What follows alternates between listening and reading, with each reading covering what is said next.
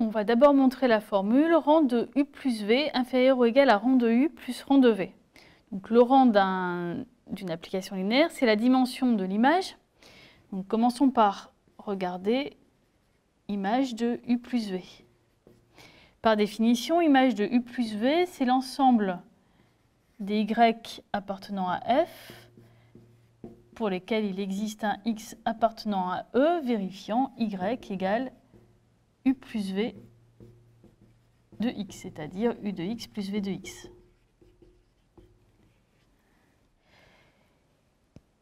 C'est inclus dans image de U plus image de V, qui est par définition l'ensemble des Y appartenant à F pour lesquels il existe X appartenant à E, il existe X' appartenant à E, tel que Y égale U de X plus V de X'. Donc on a un sous-espace vectoriel qui est inclus dans un autre sous-espace vectoriel. Ça implique que la dimension de l'image de U plus V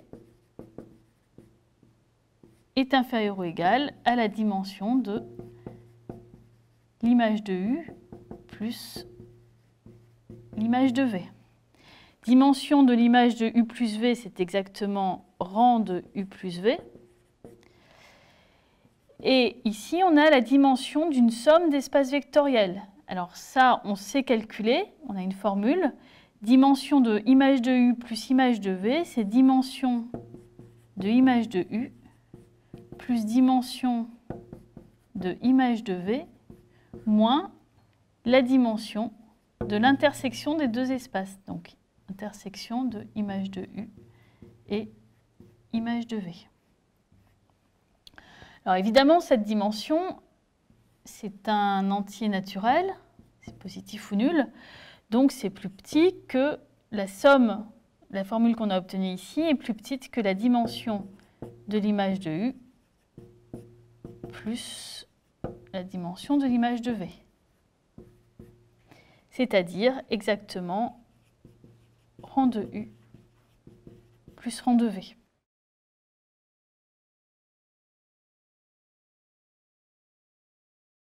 Montrons maintenant que valeur absolue de rang de U moins rang de V est inférieure ou égale à rang de U plus V. En fait, on va se servir de la formule qu'on a démontrée dans la première question. Part de rang de U, on peut écrire U sous la forme U plus V plus moins V. Donc maintenant, si on applique la formule trouvée dans la première question, c'est inférieur ou égal au rang de U plus V plus le rang de moins V. Alors, rang de moins V, par définition, c'est la dimension de l'image de l'application linéaire moins V, mais l'image de moins V, c'est en fait l'image de V. Ça, c'est parce que V est linéaire, donc moins V de X, c'est V de moins X. Donc, c'est la dimension de l'image de V, autrement dit, le rang de V. Donc, on a montré que rang de U est inférieur ou égal à rang de U plus V plus rang de V. Maintenant, si on passe rang de V de l'autre côté, on obtient que rang de U moins rang de V est inférieur ou égal à rang de U plus V. Maintenant, on peut faire exactement la même manipulation en partant de V et non pas de U.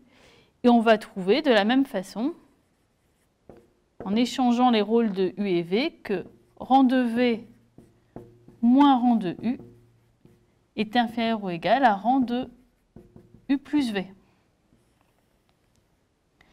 Alors maintenant, si on regarde la deuxième inégalité, on peut aussi la réécrire sous la forme moins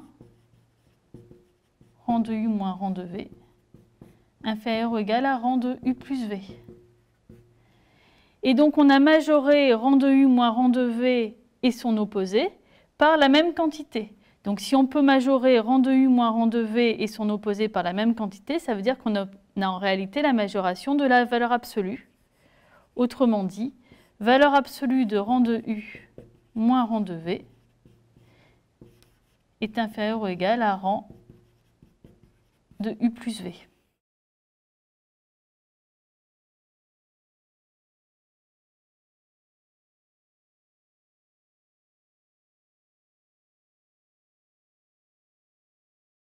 On peut aussi montrer la formule suivante. Rang de U rond V inférieur ou égal au minimum entre rang de U et rang de V, où U et V sont des applications linéaires. Alors ici, il faut faire attention. V est linéaire de E dans F, U est linéaire de F dans G, ce qui fait qu'on peut bien composer U avec V. Donc, pour montrer cette formule, de même que tout à l'heure, on va commencer par regarder l'image de U rond V. Ça, par définition, c'est en fait U de V de E, puisque l'image de V, c'est V de E.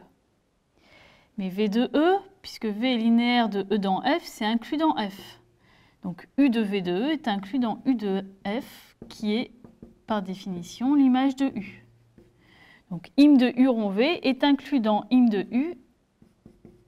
Donc, la dimension de l'image de U rond V est plus petite que la dimension de l'image de U, c'est-à-dire rang de U rond V est inférieur ou égal à rang de U. Alors, pour montrer la formule qu'on souhaite, il faut également montrer que rang de U rond V est inférieur ou égal à rang de V. Et donc, on aura bien montré que c'est plus petit que rang de U, plus petit que rang de V, c'est-à-dire plus petit que le minimum des deux. Donc, pour cela, on va écrire image de V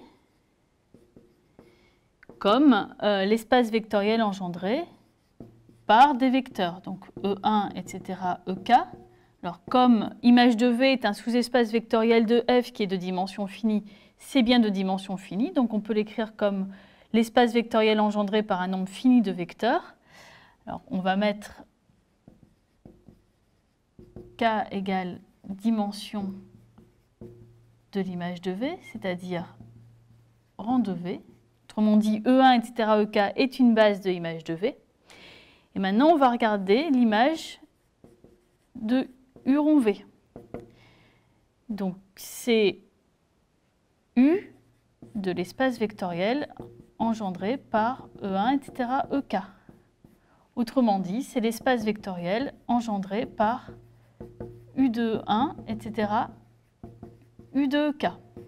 Alors attention, ici E1, etc., EK est une base de l'image de V, mais par contre les vecteurs U de 1, U de K n'ont aucune raison de former une famille libre.